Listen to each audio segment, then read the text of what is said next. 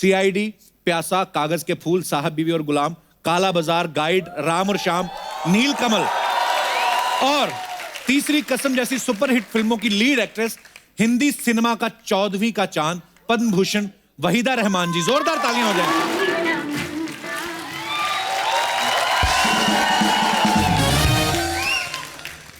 वहीदा जी, आपका बहुत बहुत स्वागत है हमारे शो में। और सीरियसली आज मैं क्या कहूं, हमेशा हम ये बोलते हैं कि 4 चांद लग गए, आज 4 लाख चांद लग गए हमारे शो को। एक्चुअली हमारी अर्चना जी जिंदगी में कभी किसी को देख के घबराई नहीं, आज रो रही हैं आपको देख के। ये मोहब्बत है आपके लिए। What's the matter with you? Why, my darling?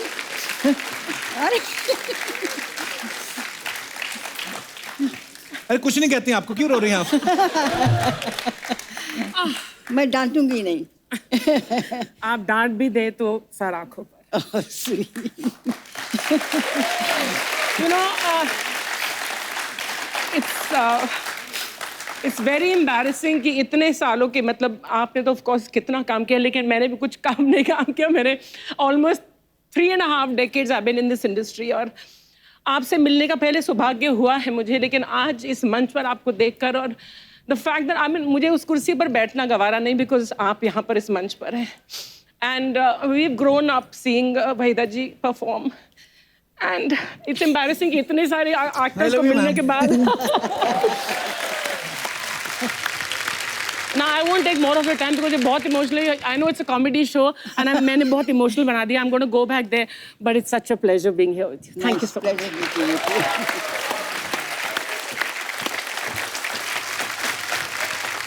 Waheeda ji please, आपका बहुत बहुत स्वागत है, यहाँ विराजमान हो जाइए। तालियां बजती रहनी चाहिए आपकी। आज की हमारी दूसरी मेहमान हैं वो जिन्होंने दिल दे के देखो, जब प्यार किसी से होता है, फिर वही दिल लाया हूं, तीसरी मंजिल, लव इन टोक्यो, 2 बदन, आए दिन बहार के, कटी पतंग, आन मिलो सजना जैसी सुपर डुपर हिट फिल्मों में काम करके अपने फन से करोड़ों लोगों को एंटरटेन किया। आ रही हैं गुड़िया जापान की the very beautiful Padmashri Asha Parekh जी।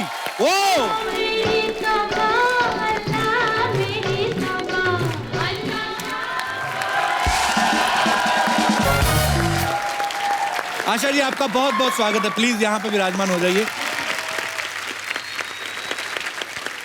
और आज की हमारी तीसरी मेहमान वो हैं जिन्होंने अपने डांस से पूरे हिंदुस्तान को अपना दीवाना बना लिया। ये एक ऐसी अदाकारा है, इनका एक गाना पूरी फिल्म को सुपरहिट बना देता था। गुमनाम, शिकार, ऐलान, कारवां, लहू के 2 रंग, शोले, डॉन और बहुत सी सुपरहिट फिल्मों में अपनी एक्टिंग और डांस से सबका दिल जीतने वाली, प्लीज वेलकम पद्मश्री हेलन जी।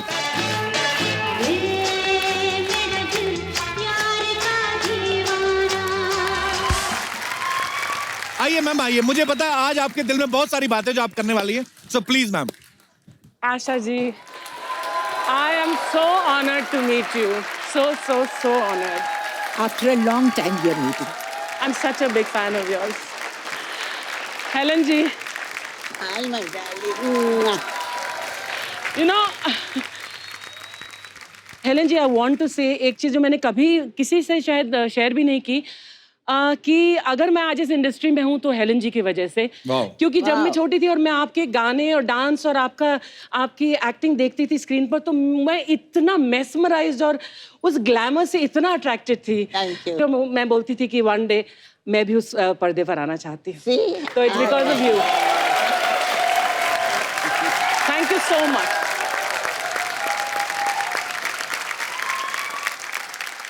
वहीदा जी, पहले आशा जी से हमारी मुलाकात हो चुकी है, हेलन जी से भी मुलाकात हो चुकी है, पहले शो में आ चुकी हैं। उस समय भी हमने आपको याद किया था, लेकिन हमारे प्रोडक्शन हाउस ने ये बोला कि वहीदा जी यहाँ पे है नहीं, पर हमें पता नहीं कि बात सच्ची थी कि नहीं। आपको किसी ने फोन किया था कि नहीं?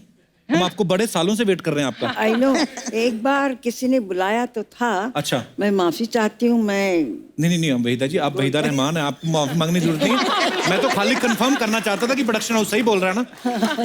2 प्रोडक्शन हाउस हैं अभी, एक तो आप ही का है जी।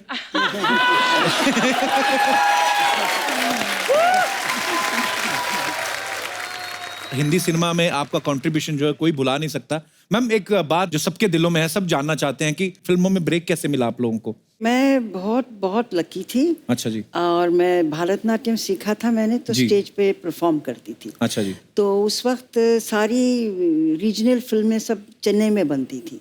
अच्छा जी। तो किसी ने मेरी तस्वीर देखी तो मुझे ऑफर आने लगे घर बैठे। और मैं 13 साल की थी, तो मेरे Wow. पेरेंट्स ने कहा टू सून, मतलब बहुत जी। छोटी है, न इधर की न उधर की। तो फिर एक तेलुगु फिल्म में मैंने डांस किया, फोक अच्छा जी। डांस। वो लकीली बहुत बहुत बहुत मशहूर हुआ। अच्छा जी। तो उसके बाद बस एक तेलुगु फिल्म थी, उसमें लीड रोल किया ऑपोजिट एनटी रामाराव, जो आंध्र प्रदेश अच्छा जी। जी जी। सीएम थे। उसके बाद गुरुदत्त जी मिले मुझसे हैदराबाद में। अच्छा जी। तो फिर उन्होंने मुझे बॉम्बे बुलाया। फिर इट्स अ हिस्ट्री। वाह, ग्रेट। और आशा जी, आप कैसे आए फिल्मों में? मैं स्टेज पे परफॉर्म किया करती थी। अच्छा जी। और लेट बिमल रॉय ने मुझे डांस करते हुए देखा। मैं 9-10 साल की थी। अच्छा जी। तो उन्होंने देखा और मुझे बुलाया, फिल्म में काम करोगी? मैंने ऐसे कह दिया हाँ करूँगी। अच्छा जी। तो इस तरह से माँ पिक्चर में मैंने एक छोटा सा रोल किया था। अच्छा जी। उसके बाद तो मैं बड़ी हो गई, स्कूल में जाती थी। तो गूंज उठी शहनाई के लिए विजय भट्ट जी ने मुझे बुलाया अच्छा जी। और कहा कि तुम्हें हीरोइन बना रहे, राजेंद्र कुमार जी हीरो है। तो 2 दिन की शूटिंग करने के बाद कहा कि नहीं, आप स्टार मटेरियल नहीं है, अच्छा। तो आप हम आपको नहीं ले सकते हैं। अच्छा। स्टार मटेरियल नहीं। तो हमको निकाल दिया गया। 1 हफ्ते में मुहूर्त था बहरूपिया का, और वहाँ एस मुखर्जी मिले, बोले कल फिल्मालय आ जाना। मैंने कहा अभी फिल्मालय क्या करना है, अभी तो मुझे डॉक्टर बनना है, मुझे तो नहीं जाना है। इसी तरह से वहाँ पहुँच गए। और फिर तो सबको मालूम है कि दिल दे के देखो कि हीरोइन बन गई।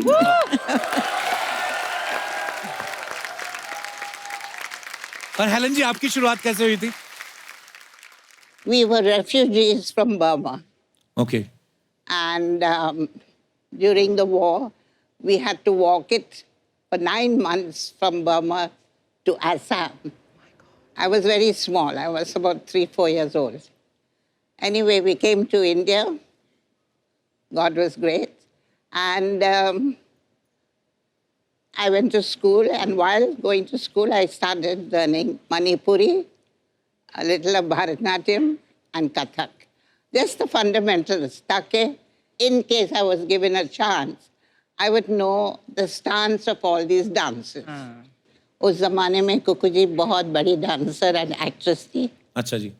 And my mother requested her that मैं chorus में कम से कम join करूं, क्योंकि we needed the money very badly. We were living in one room. The Mori was in one room. और another thing I must tell you, जब भी गर्मी का दिन था, हम लोग चटाई को ठंडा करके जमीन पे लगा के नहा के, we never used to wipe ourselves, put our nightie and we go to sleep. Oh my God. So we've seen these lovely days, praise the Lord. Because of that, I'm here now. Thank you.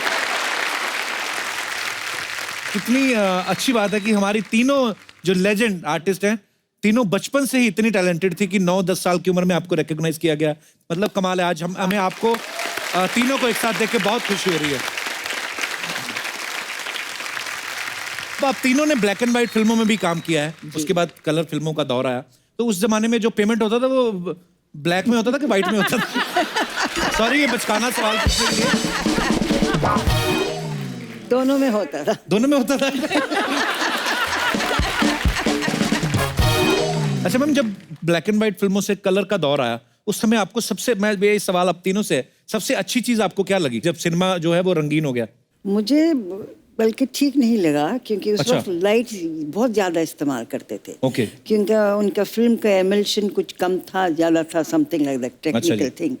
तो मुंह सारा जल जाता था। एक ice bucket में एक अच्छा। शामो लेदर कहते थे, उसको डाल के रखते थे, फिर मुंह पे लगाते रहते थे अच्छा बिफोर जी। The take. तो मैं कहती थी कहाँ फंस गए हम, इतनी ज़्यादा गर्मी थी। और उस वक्त एसी तो थे ही नहीं कहीं भी, ना जी। कमरों में ना स्टूडियो में।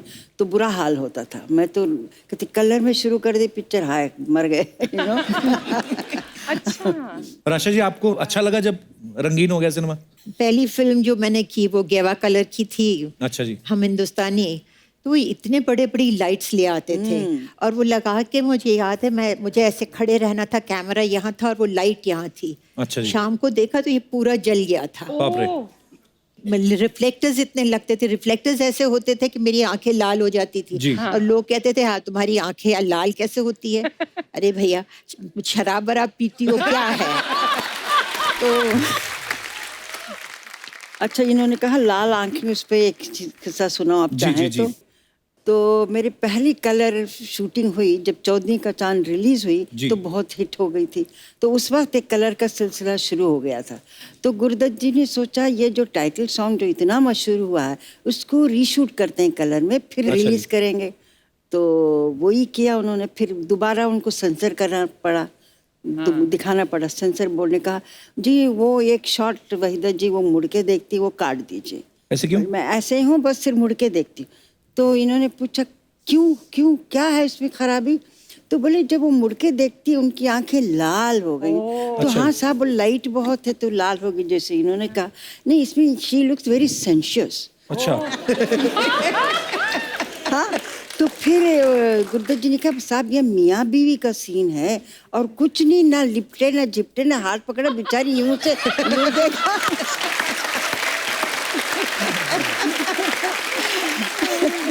अगर वो सेंसर बोर्ड वाले अगर अब हों तो जी। बेचारे वो देख के तो बेहोश हो जाएंगे। आजकल तो बन रहा है। तो हेलन जी उस दौर में जैसे आशा जी ने वहीदा जी ने बताया कि लाइट्स बहुत ज्यादा होती थी और ऊपर से डांस करना, डांस में तो रीटेक भी और होते होंगे बिकॉज छोटे छोटे शॉट्स लेने हैं और इतनी सारी लाइट, आपको भी परेशानी होती होगी फिर तो? I was very happy that it was in color ji. because my costumes were Yeah, very what- colorful. Ji. I could wear those feathers and I could, ji. you know, and I looked much better. So for me, color was lovely.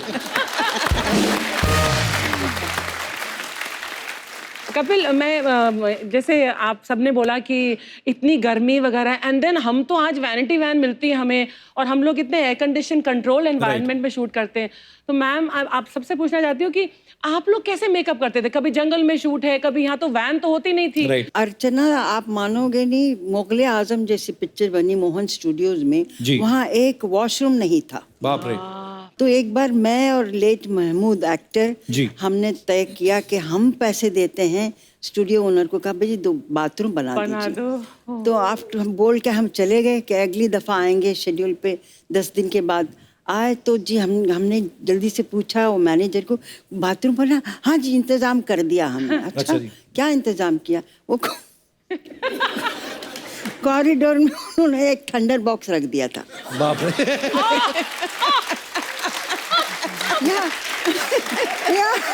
I said, oh my God, it's so terrible. बाप रे, कितना मुश्किल होता होगा उस समय, सारा दिन शूट करना, वॉशरूम ही नहीं है। ना, हमने वॉशरूम पानी नहीं पीना है। छोड़ दिया था। Oh कि God. स्टूडियो सुबह जाओ, से शाम पानी मत पियो। तक बाथरूम नहीं जाते थे। Oh my God. घर जाके बाथरूम जाते अभी थे। तक माशाल्लाह कितनी अच्छा है। हाँ सीरियसली एक्चुअली आदमी को रोमांटिक सीन करना हो और ऊपर से बाथरूम आया हो तो आदमी कहाँ निकलेंगे expression actually.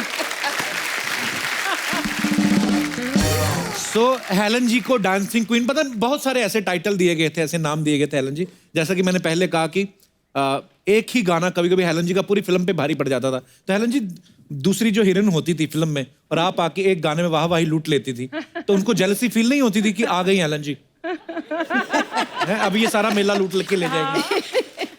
By the grace of God, I've been very good with all the heroines in the movie. They've loved me, literally, they cared for me. There was no jealousy. I worked with Asha ji. Were you jealous of me? no. If I was jealous, I wouldn't be friends with you. अच्छा आशा जी, आपकी जब आपकी film में silver jubilee होती थी, gold, आपको jubilee girl भी नाम दिया गया था आपके फैंस के द्वारा। तो जब सिल्वर जुबली होती थी फिल्में, गोल्डन जुबली होती थी, उसके बाद आपने फिल्मों की क्वांटिटी बढ़ाई थी या पेमेंट ही बढ़ाई थी सिर्फ?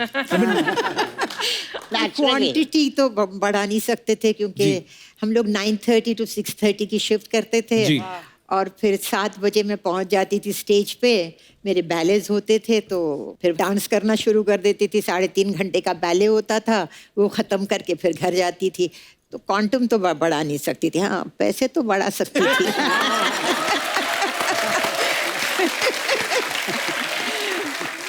आशा जी, आपने तकरीबन सब स्टार्स के साथ काम किया है, जी। तो आपको अपनी जोड़ी सबसे ज्यादा किसके के साथ अच्छी लगती थी?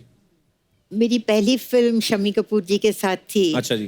तो मुझे उनके साथ काम करने का ज़रा आसानी लगती थी। एक बहुत मतलब जो वो करते थे वो इमीडिएटली मैं पकड़ लेती थी। अच्छा जी। जैसे डांस होता था तो डांस डायरेक्टर नहीं होता था। अच्छा जी।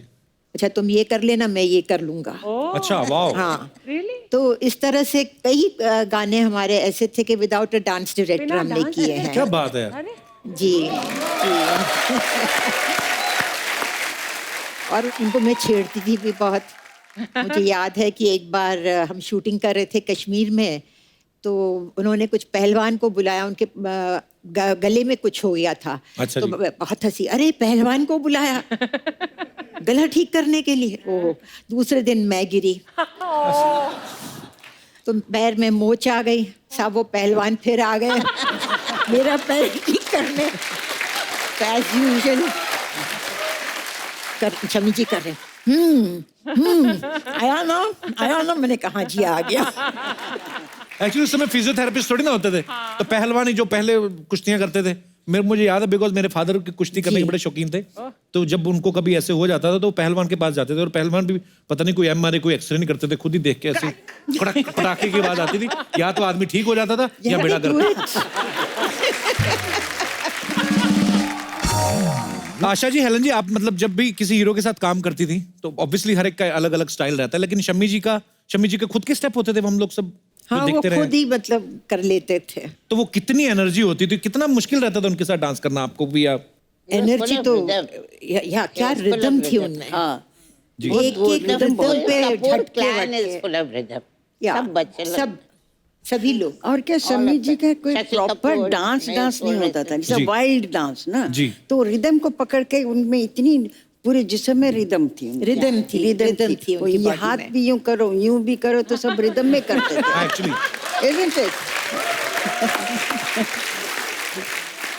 अच्छा वहीदा जी, ऐसे हमने सुना है कि जब आप फिल्मों में आई थी तब आपका नाम जो है वहीदा रहमान नहीं था, कोई और नाम था। नो, ऐसे पता नहीं क्यों अफवाह है ये? अफवाह है। असली नाम मेरा वहीदा रहमान और वहीदा रहमान ये था। अच्छा जी। हाँ। मैं आज ही इनको बाहर निकालता हूँ जिन्होंने ये मुझे बोला ना। वहीदा जी, एक और अफवाह है, पता नहीं ये भी अफवाह ही है कि सच्ची बात है, लेकिन बड़ी ऐसे अफवाहें सुन के आ रहे मैं हैं आप। अफवाहें सुन के आया हूं बहुत सारी। एक के बाद एक के बाद। पर उन्होंने कहा कि जो आपके भरतनाट्यम के जो गुरु थे उन्होंने पहले आपको डांस सिखाने से मना कर दिया था, हाँ, लेकिन बाद में आप ही उनकी बेस्ट स्टूडेंट निकली। हाँ। अच्छा, तो मतलब ये बात सही है। चलो ये वो बात बच गया आज। सही है। इसने आज- तो ये क्या रीजन था वहीदा जी, उन्होंने क्यों मना किया आपको डांस सिखाने से? वो बहुत मशहूर वो एक गांव है, गांव के जैसे शहर लुधियानवी। जी। तो तिरुचंदूर एक जगह है तमिलनाडु में, वहाँ के थे वो। अच्छा जी। तिरुचंदूर मीनाक्षी सुंदरम पिल्ले उनका नाम था। बाप रे, इतना लंबा नाम। हाँ, तो मुझे जिद आई कि उन्हीं से सीखना है। अच्छा तो जी। हमारे कोई बीच में फ्रेंड थे, उन्होंने जाके कहा ऐसे ऐसे सीखना है। जब नाम सुना तो बोले नाम तो मुसलमान है। बोले हाँ, लड़की भी मुसलमान। No no no no no, मैं मुसलमान को भरतनाट्यम कैसे सिखा सकता? अच्छा। बोले क्यों नहीं सिखा सकते साहब आप? नहीं, वो अभिनय जो हमारे डिवोशनल गाने होते उसको समझेगी नहीं, वो ठीक से कर नहीं पाएगी। तो 6 महीने लगा दिया, और मैं भी जिद से अड़ी रही कि उन्हीं से सीखना है। वाह।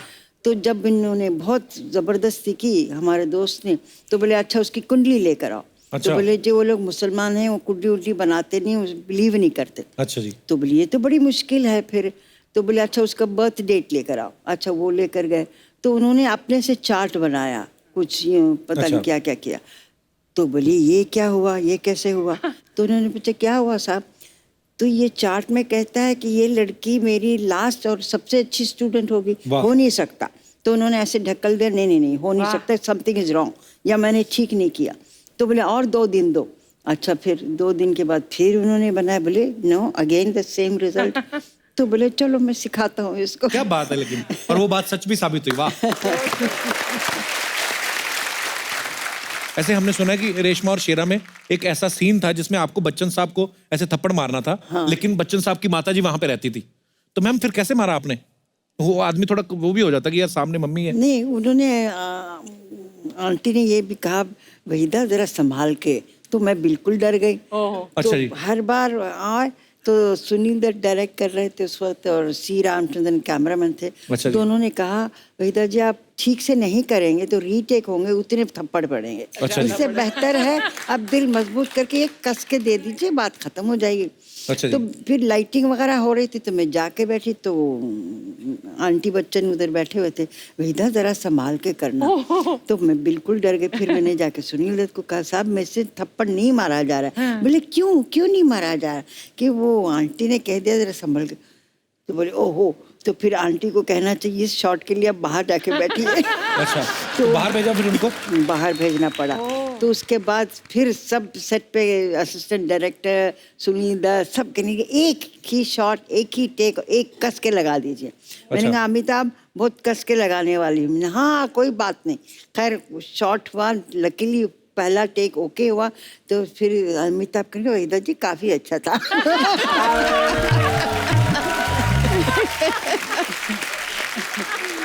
मैम उस समय जब आपके कोई क्रेजी फैन आता था तो आप कैसे हैंडल करती थी आशा जी? सेट पे शूटिंग देखने आ जाते होंगे, आपके घर के बाहर आ जाते होंगे कहीं? घर के बाहर एक चाइनीज आदमी आता था। चाइनीज? हाँ। अच्छा जी। तो वो मतलब आके घर के बाहर दरवाजे के बाहर ही बैठ गया। अच्छा जी। तो बोले मैं यहाँ से जाऊंगा नहीं, मैं आशा पारेख से शादी कर ही जाऊंगा। अच्छा। मैंने पढ़ा था ये। इट वॉज, अब मैं वो हटे ही नहीं। फिर वहाँ उसने अपना गद्दा लगा दिया, वहाँ रहने लगा, कुछ मछलियाँ जला के खाता था, पता नहीं क्या करता था। और लोग उसको कहे यहाँ से हटो तो वो छुरी निकाल कर दिखाए कि मैं हटूंगा नहीं। अब जब उसने छुरी वुरी निकालने की बात की तो अब मुझे डर लगने लगा। मैं रात को लेट शूटिंग करके आऊँ तो मैं अपने नीचे कार के नीचे मतलब छिप कर रहूँ और छिप कर देखूँ कि वो है कि नहीं, बैठा हुआ है तो फिर छिप जाऊँ। फिर मैंने कहा ये तो बहुत हो रहा है। 1 महीना ये चलता रहा। तो फिर मैंने जो है पुलिस कमिश्नर को फोन किया। अच्छा जी। वो कहा कि भैया इसको पकड़ के ले जाओ। उसको पकड़ कर ले गए जेल में। वहां से उसने मुझे पोस्ट कार्ड लिखा। अच्छा। कि मुझे ये लोग ले गए हैं, प्लीज मुझे बाहर निकालो। बेल भी आप ही कराओ। मैंने कहा अंदर तो मैंने डाला है तुमको। मैंने कहा अंदर तो मैंने तुमको डाला है, मैं तुमको आके बाहर निकालूं? मैं पागल हूँ क्या? फिर पता नहीं कहाँ चला गया, मुझे नहीं मालूम। You're looking out for him now. No बाबा। हेलन जी आपके साथ कभी नहीं हुआ ऐसा? हुआ होगा जरूर। एक बहुत अच्छी फैन थी, अच्छी फैन, अच्छा जी। थी? ओहो। आशा भोसले। अच्छा, वाह। एक दिन आशा जी ने मुझे उनके शो पे बुलाया। I was a guest. अच्छा जी। तो बातें बातें में उन्हें कहा कि हेलन जी वहाँ बैठी है। Then I went out and I did that. Helen ji, Asha ji मुझे बोल रहे, हेलन जी अगर मैं मर्द होता है तो मैं आपसे शादी करती। वहीदा जी आपको भी तो कभी ऐसा कोई ना कोई क्रेजी फैन मिला ही होगा कभी जिन्होंने तंग ही कर दिया आपको? हाँ देखिए हमारे ज़माने में जब जवानी में सभी होते हैं, सबके फैंस होते हैं। एक हर रोज़ कुछ 12-15 सफ़े का एक लेटर आता था। अच्छा जी। उसमें वो लिखते थे कि मैं आर्किटेक्ट हूँ। मैं सोचो अभी ये आर्किटेक्ट हैं तो इनकी इतनी फुर्सत कहाँ मिलती है? वो हैंड रिटन, ये नहीं कि टाइप हो या उस वक्त मोबाइल नहीं था, कंप्यूटर नहीं था, हैंड रिटन लेटर। फिर कहते थे एक दिन याद रखिए आप, ताजमहल क्या मैं अच्छा। उससे बढ़ के बनाऊंगा क्योंकि मैं आर्किटेक्ट। अच्छा मैम, आजकल बहुत सारे ऐसे प्लेटफॉर्म्स हैं, सोशल मीडिया है, मतलब आप अपने फैंस के साथ सीधा कनेक्ट कर सकते हैं। आप उनको अगर कुछ आप कोई नई फिल्म कर रहे हैं उनको बता सकते हैं, सीधा उनके साथ चैट सेशन करते हैं। आजकल के जो भी स्टार्स हैं, उस समय में तो ऐसा सोशल मीडिया तो होता नहीं था। सो बहुत सारे सवाल हैं जो हमारे दर्शकों के मन में, वो मैं आपसे पूछना चाहता हूँ। आप तीनों उनके जवाब दे सकते हैं। आपके टाइम पे जो फिल्में बनती थी उनमें सबसे ज्यादा स्टाइलिश हीरो कौन था? आप तीनों जवाब दे सकती हैं। स्टाइलिश हीरो जी। मेरे कैटेगरी में जो देवानंद थे। अच्छा जी, फिर देव साहब। शम्मी कपूर थे। शम्मी कपूर साहब, वाह क्या बात है। आशा जी आप? मुझे लगता है फिरोज खान। फिरोज साहब, जी जी जी, फिरोज वाह। खान। हेलन जी, आप तो खुद इतने स्टाइलिश नहीं, लेकिन आपको कौन स्टाइलिश हीरो लगता था? देवानंद। देव साहब, वाह। उस समय शूटिंग पे सबसे ज्यादा लेट कौन आता था? राज कपूर। राज कपूर साहब। सब आप सब सहमत हैं आशा जी? आप ये सब बड़ा टेढ़ा सवाल है। हंसने वाला मगर आते सवाल थे है। लेट। मैंने 2 पिक्चरें की उनके साथ। अगर 9:30 से 6:30 तक की शिफ्ट होती थी जी। तो वो 2 बजे आते थे। अच्छा जी। तो फिर आधी शिफ्ट चली गई, फिर लंच खा के फिर आराम करके उठ के अच्छा। तो फिर मैंने प्रोड्यूसर को कहा आप 2 से 10 की शिफ्ट की रखिए। अच्छा जी। दोपहर के 2 से रात के 10 से। बोला हाँ अच्छा आइडिया है, चलो वो कर दें। तो वो 2 से 10 बजे की शिफ्ट रखते थे, तो वो 6 बजे आते थे। फिर एक दिन उन्होंने, मैं कहती थी क्या राज जी मैं बैठ बैठ के थक जाती हूँ। नहीं सॉरी। एक दिन मिल्क कॉलोनी में शूटिंग थी, तो मेरे प्रोड्यूसर ने कहा वहीदा जी आप घर से मत निकलिए जब तक मैं फ़ोन नहीं करूँ। अच्छा। आई फील गिल्टी, आप बैठी रहती हैं वहाँ, क्या करें। मैंने कहा अच्छी बात है। तो फिर फ्रैंटिकली फ़ोन आया, उस वक्त मोबाइल नहीं था, कुछ नहीं। निकलिए जल्दी निकलिए। मैंने कहा क्या हुआ? बड़ी सुबह 7 बजे राज जी आउटडोर में बैठे हुए हैं।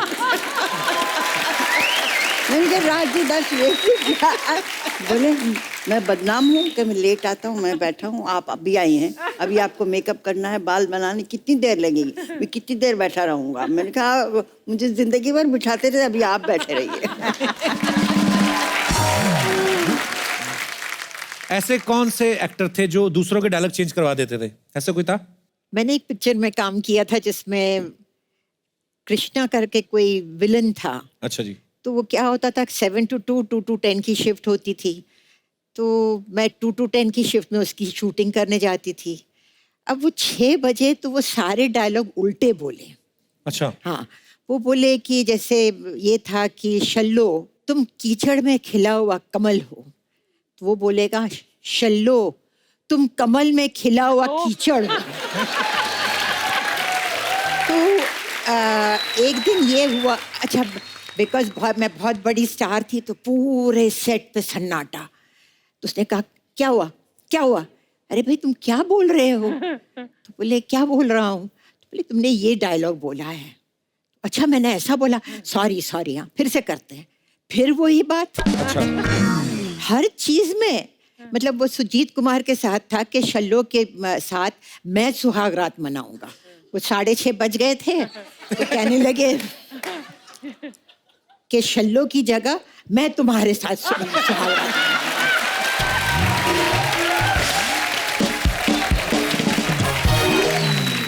अच्छा हेलन जी, कोई ऐसा एक्टर भी था जो सबसे ज्यादा, मैं ना मेरे शो पे जो भी हीरोइन आती हैं अपनी फिल्म की प्रमोशन करने के लिए, अब तो खैर मेरी शादी हो गई है, मुझे ऐसा बोलते हैं कि तुम फ्लर्ट बड़ा करते हो, हालांकि मैं करता नहीं हूँ, मेरा हो जाता है। अच्छा उस समय भी कोई तो हीरो ऐसा होता ही होगा जो बड़ा फ्लर्ट करता होगा? अगर आप चांस देंगे तभी फ्लर्ट करेंगे ना। उनको मालेंगे एक थप्पड़ मिलेंगे तो चले आएंगे।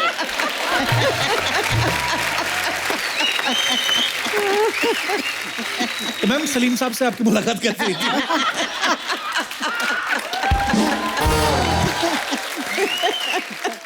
ये सलीम साहब का नेक्स्ट प्रोग्राम होगा तभी आप पूछ लेना। दोबारा बुला लीजिए दोनों को। दोनों क्यों, तीनों। हाँ जरूर Salman's mother is there. Definitely ma'am, we would love to ma'am. बाकी भी समथिंग। मैम यहाँ पे ना कुछ आपके हार्डकोर फैंस हैं जो आपकी फिल्मों के, आपके स्टाइल के इतने दीवाने हैं, तो उसी आज स्टाइल में बैठे हूँ, मैं उनको बुलाना चाहता हूँ। प्लीज आइए, आप जरा मंच पे आइए।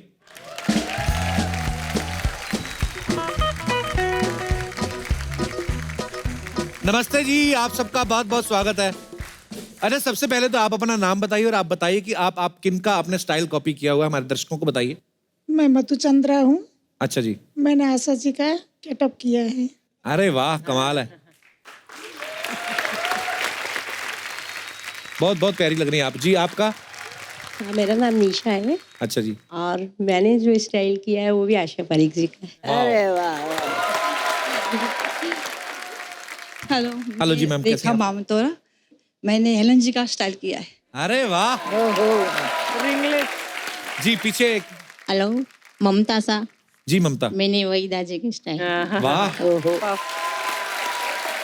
मैं जयश्री पंचाल हूँ, मैंने वेदा जी की स्टाइल में। So sweet. एलन जी, पहले नंबर पे आपके हिसाब से कौन? तो ये नंबर 1।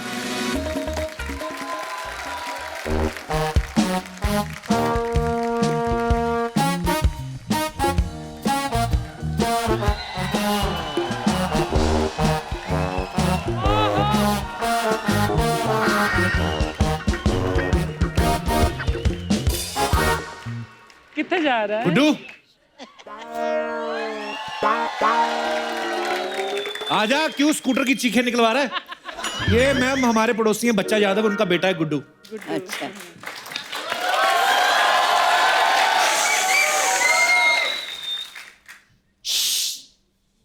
पैरी पोड़ा दादी जी, जीते रहो। पैरी पोड़ा दादी जी, पैरी पोड़ा दादी जी। ओ गुड्डू, ये दादी दादी क्या होता है?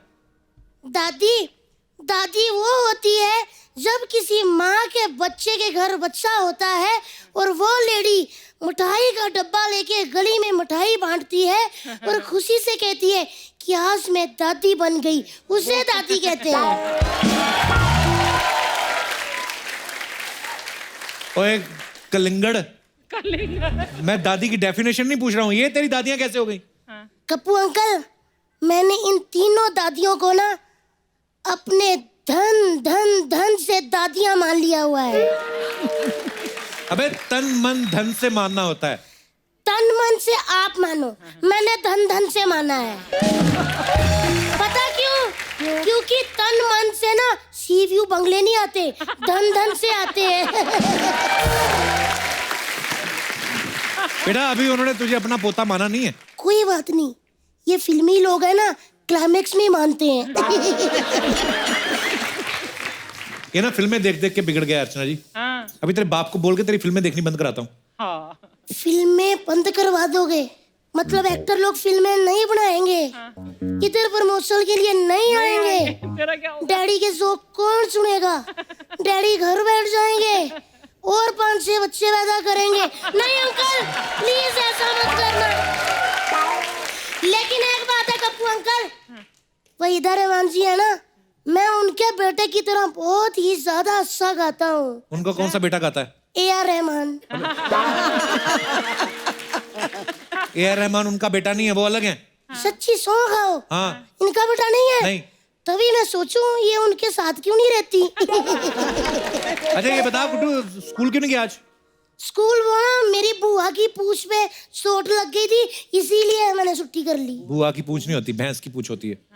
अंकल जी, भैंसे हमारी बुआ है, समझे? वो हर साल मेरे पापा को राखी बांधती हैं। भैंस कैसे राखी बांध सकती है? क्यों अंकल जी, अगर मेरे डैडी रोज उनको तबेले पे बांधते हैं तो वो उनको राखी क्यों नहीं बांध सकती?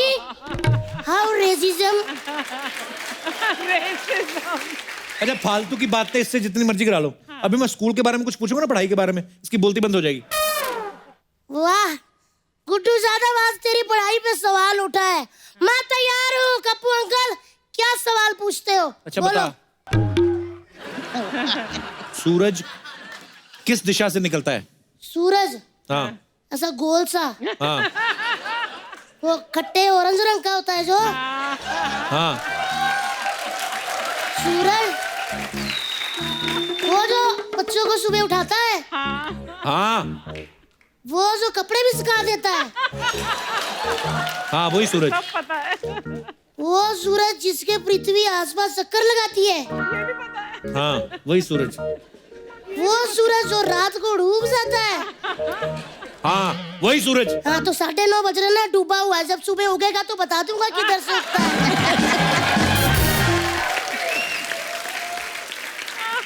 देखा पढ़ाई लिखाई पे बिल्कुल ध्यान नहीं इसका, ऐसी बातें करता है। मैं इतना टैलेंटेड बच्चा हूँ ना अर्चना जी, मुझे पता था मेरी दादी जा रही हैं, इसीलिए मैंने 70s की फिल्मों पे ना ऐसे लिखा हुआ है। चल सुना फिर। ठीक है तो मैं सुना देता हूँ। आज का हमारा शीर्षक है 70s की फिल्में। वैसे तो इंडस्ट्री में बहुत सारी फिल्में हुई हैं, लेकिन 70s के दशक की फिल्में मेरी फेवरेट हैं। उन फिल्मों में माँ एक अहम भूमिका होती थी। वो बेचारी दिन रात फटे पजामे मशीन में सीती रहती थी। अभी ये जांच चल रही है कि इतने सारे पजामे कौन फाड़ता था। 70s की माँ काफी भुलक्कड़ किस्म की होती थी। वो अक्सर अपने बच्चों को मेले में भूल आया करती थी। फिर उन फिल्मों में अक्सर एक लाला होता था जो अक्सर औरतों के कंगन की कलेक्शन रखने का शौक रखता था। वो प्राय गरीब औरतों के कंगन गिरवी भी रखता था। उन फिल्मों में काफी काली घांसी, काली पहाड़ी और कालिया नामक शख्स होते थे। उन फिल्मों की माएं एंड में जाके अपने बच्चों को बताती थी कि उनके बाप का कातिल कौन है, ताकि फिल्म क्लाइमैक्स में पहुंच सके। धन्यवाद। अरे यार, ओए गुड्डू, अरे यार देखो यहाँ पर बैठे हो। अरे यार हम कब से यहाँ पर इंतजार में बैठे हैं इसके कि कब ये नींबू लेके आएगा और हम दूध को फाड़ेंगे, पनीर बनाएंगे। यहाँ पे मजे कर रहा है। हाँ तो दूध के बर्तन में बैठ जाता ना, वैसे दूध फट जाता। अच्छा, हम बैठ जाएंगे तो दूध फट जाएगा, हम खड़े हो जाएंगे तो दूध सिल जाएगा, हम ऐसे घूम जाएंगे तो दूध रफू हो जाएगा। वाह वाह कप्पू शर्मा वाह। अरे दूध का इतना नॉलेज रखते हो तो कहीं भैंस क्यों नहीं लग जाते यार। माल का वैसे हम इनसे बातें करने में, इनसे बहस करने में अपना वक्त क्यों बर्बाद कर रहे हैं। 70s का सिनेमा हमारे सामने लाइव है, हम नीचे आ रहे हैं। I need to meet you. अरे यार मजा आ गया।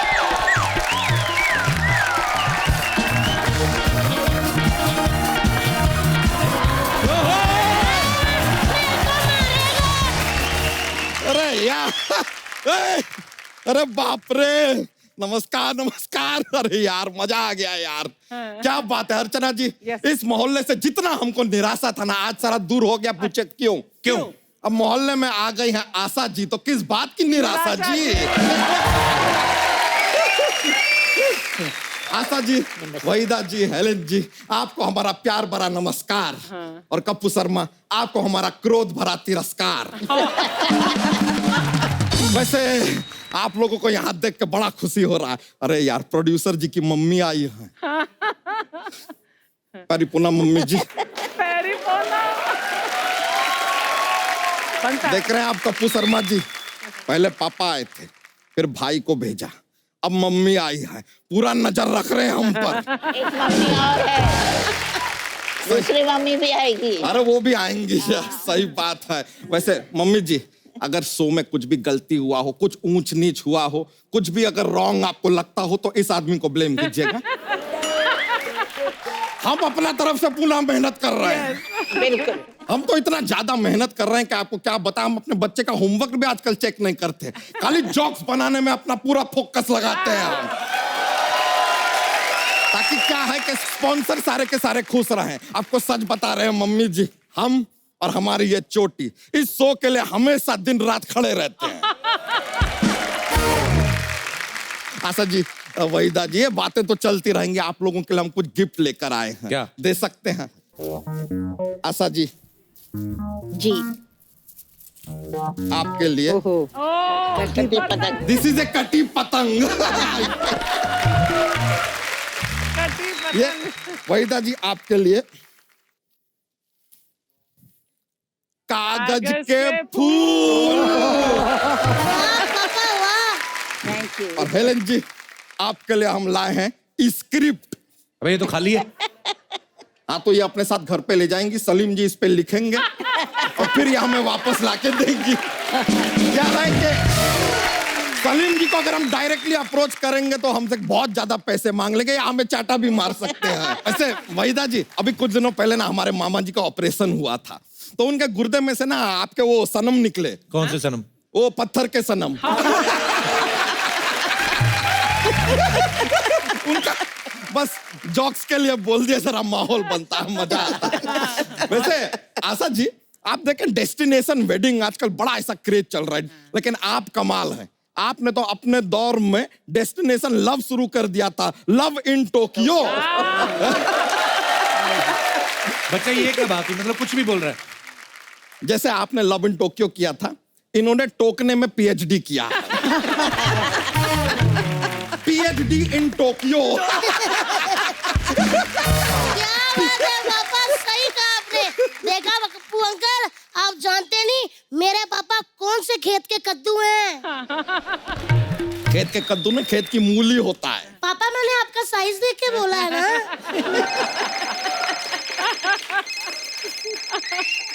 किसका बजा? ओए ओए। किसका बजा? मेरा नहीं बजा। ये मेरा फोन बजा। अच्छा। अरे चलो छोड़ो, अजीब बच्चा है यार। कभी कभी तो हमें शक होता है, इजी माइन। चोटी देख ले। फिर बाद में ऐसा चोटी को देख के कंफर्म हो जाता है कि मैं भी। वहीदा जी, आपने वो फिल्म किया तीसरी कसम। अच्छा जी, आपने वो फिल्म किया तीसरी मंजिल। तो ये मतलब डायरेक्टली तीसरी कैसा? ये दोनों फिल्मों का पहला 2 पार्ट तो आया ही नहीं, हमने देखा नहीं मतलब। पापा जी बस करो यार, आपकी बातें सुन के ना मेरे को नींद आई जा रही है।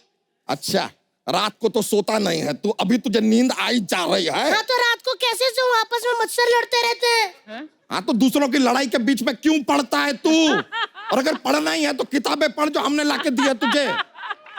बस पापा बस।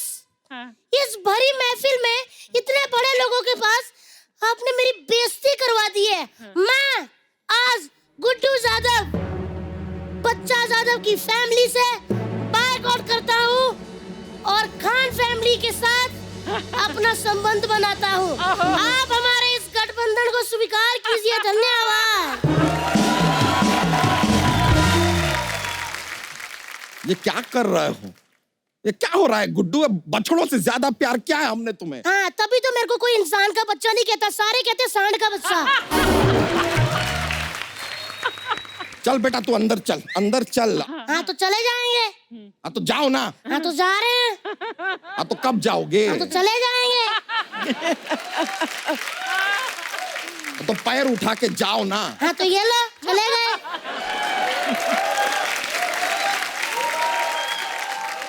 ऐसे जाओ, ऐसे ऐसे जाओ। मैं सांड नहीं हूँ, ऐसे जाऊँ। हीरो हूँ, बाइक पे जाऊंगा अपनी। आप घर आओ जरा, मम्मी कुछ कैप लगाता हूँ आपकी। आपके थोड़े पर निकल आए ना भैंसे। अरे जाओ यार जाओ, और जो बोलना है मम्मी से बोलो।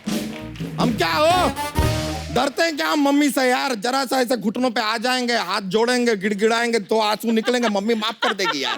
That is life. Go John. वैसे हमारे ये बच्चे ने काफी गुस्सा दिला दिया, माय एलोपॉजी फॉर दैट। लेकिन क्या माहौल को अच्छा करने के लिए हमारे पास एक जोक्स का पिटारा रहता है। अगर आप कहें तो जोक्स पेश कर दे, पेश कर दिया जाए तो ठीक है। कपूर शर्मा आप हमको बताइए, शोले फिल्म के क्लाइमैक्स में कौन मरता है? अमिताभ बच्चन के धर्मेंद्र? अमिताभ बच्चन। हकीकत में धर्मेंद्र मरते हैं। अबे चल, अबे चल क्या हम इंफॉर्मेशन दे रहे हैं? हकीकत अलग फिल्म है, उसमें धर्मेंद्र मरते हैं।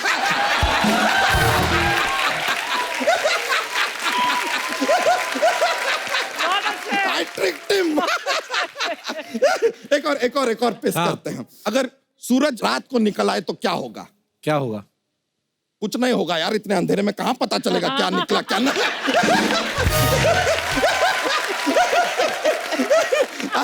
चलिए हम भी चलते हैं, हमें जरा हिसाब चुकता करना है जरा गुड्डू के साथ। ओके मम्मी जी, बहुत बहुत शुक्रिया, बड़ा खुशी हुआ आपसे मिलके। Thank you very much yo bro.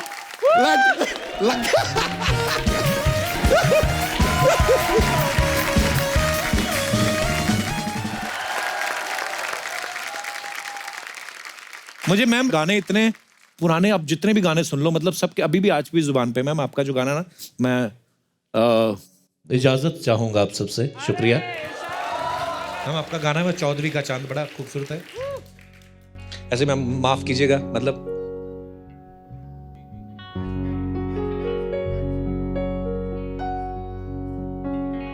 चौदवी का चांद हो या आफताब हो। आहा ओ हसीना जुल्फों वाली जाने जा, ढूंढती है काफिर आके किसका निशान। ओ हसीना जुल्फों वाली जाने जा, ढूंढती है काफिर आके किसका निशान। महफिल महफिल ऐ शमा फिरती हो कहाँ, महफिल महफिल ऐ शमा फिरती हो कहाँ। वो अनजाना ढूंढती हूँ, वो दीवाना ढूंढती हूँ, जला कर जो छिप गया है वो परवाना ढूंढती हूँ। आजा आजा मैं हूँ प्यार तेरा, अल्लाह अल्लाह इनकार तेरा। आजा आजा आजा आजा आजा आजा आजा। थैंक यू सो मच हमें इतने खूबसूरत गाने देने के लिए, इतनी खूबसूरत फिल्में देने के लिए। तालियां जोरदार होनी चाहिए